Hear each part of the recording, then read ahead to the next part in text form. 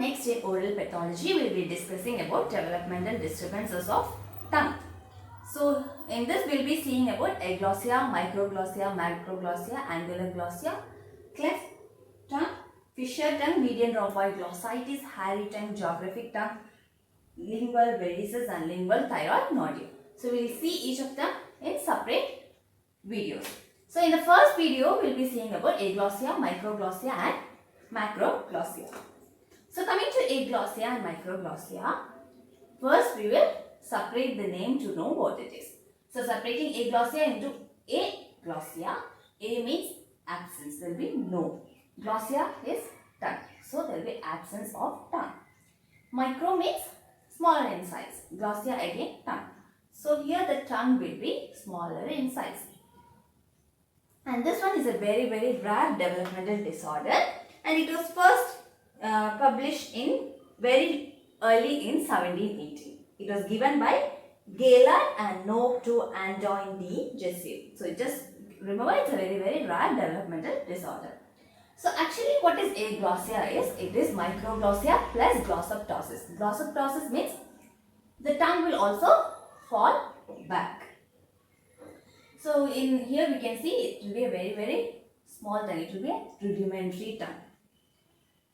Most of the time this microglossia or aglossia is not isolated. It will be together with defects in the extremities. Extremities means hands and feet, and also with cleft palate and dental agenesis.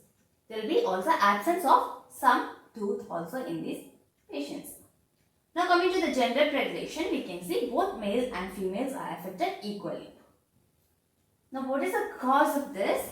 Is during the early weeks of intrauterine life, during the first weeks of gestation, due to some fetal cell traumatism, due to some defect in the developments of some cells, we can get the microglossia or aglossia. So what actually happens in microglossia is, you can see the tongue size is very small. So in your arch you can see the tongue size is very small. When the tongue is very small, there will be no proper muscular activity. So there will be lack of the muscular stimulus. This is lacking. When there is lack of the muscular stimulus, your maxillary and mandibular arch will not show proper transverse development. Transverse is in this direction. So there will be no proper transverse arch development. When there is no proper transverse development, it will also affect the anterior growth of mandible. Mandible growing forward. So there will be no anterior growth of the mandible also. So everything is affected.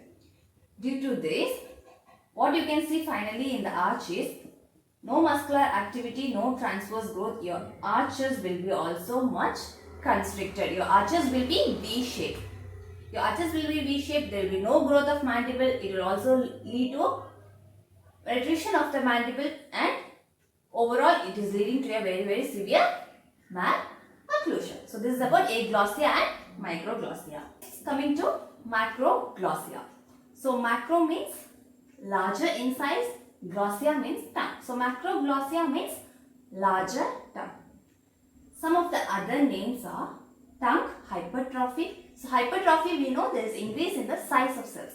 So tongue hypertrophy, enlarged tongue, pseudomacroglossia, and next prolapses of the tongue. Prolapse means falling out. So here due to the large size we can see that the tongue will be falling out of the oral cavity. So also called as prolapses of the tongue. Macroglossia can be either congenital, it can be with some syndromes, or it can be also acquired after birth. When it's congenital, most of the time it will be associated with syndromes, and the most two common syndromes are Down syndrome and Beckwith-Wiedemann syndrome. It's also an MCQ. So Beckwith-Wiedemann syndrome, how you can remember is, just removing this E, you can see it is wide. Wide means large. So you can remember in Beckwith-Wiedemann there is also a larger tongue. Okay, so in this way you can remember. In Beckwith-Wiedemann, in almost 97.5% of cases we can see there will be macroglossia. And Down syndrome also a classical presentation, we can see macroglossia, drooling of saliva, etc. Next, coming to acquired. The most acquired, it can be either due to any metabolic diseases like hypothyroidism or also due to some inflammatory diseases like giant cell arthritis. Next, systemic conditions.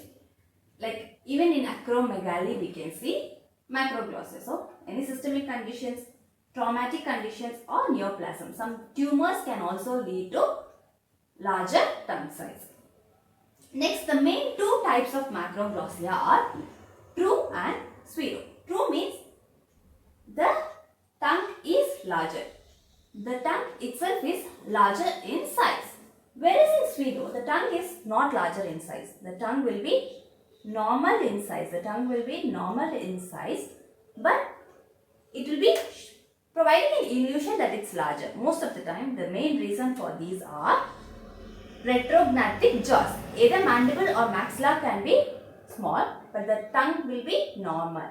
So when the jaw is smaller in size, the tongue will be seen as an illusion. It is larger, but it will be normal. So retrognathic jaws, then hypotonia of tongue. When the tongue is hypotonic or atonic, it will lead to poor positioning of the tongue, which can provide an illusion it is larger. Then enlarged tonsils or any tumors displacing the tongue. Next, coming to the clinical features. The main clinical feature which we can see is crenator lateral borders of the tongue. So here the tongue is larger, so it cannot accommodate in the oral cavity. So in accommodating, we can see here we know the tooth will be present. Okay. So the tongue, when accommodating in the oral cavity, it will take a scalloped border. So the lateral borders of the tongue will become scalloped. That is the crenator lateral borders. Next, we can see there will be drooling of saliva, noisy breathing, difficulty in eating, and also there will be difficulty in speech. Then open bite. The larger size tongue will prevent a close bite. So there will be open bite. Recurrent upper airway infection we can see because of the larger tongue. Now what is the main treatment is? If in mild cases we have to go for speech therapy to correct the speech in patients. But the main mode of treatment is to reduce your tongue size. So you have to carry on with surgery. So that's all about Aglossia, Microglossia and Macroglossia. See you again in another video. Thank you.